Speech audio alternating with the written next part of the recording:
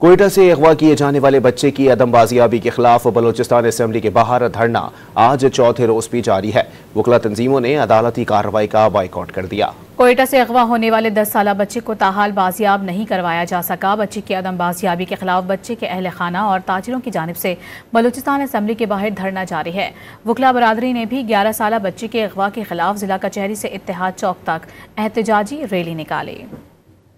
कोयटा से अगवा किए जाने वाले बच्चे की अदम बाजियाबी के खिलाफ बलोचिस्तान असेंबली के बाहर धरना आज चौथे रोज भी जारी है।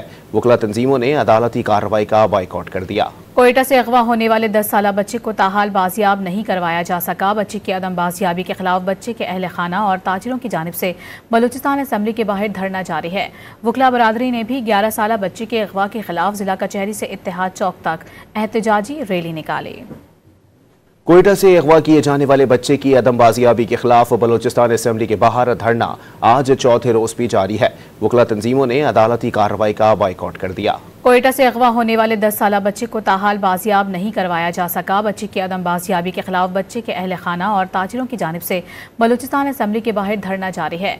वकला बरादरी ने भी 11 साला बच्चे के अगवा के खिलाफ जिला कचहरी से इत्तेहाद चौक तक एहतजाजी रैली निकाली।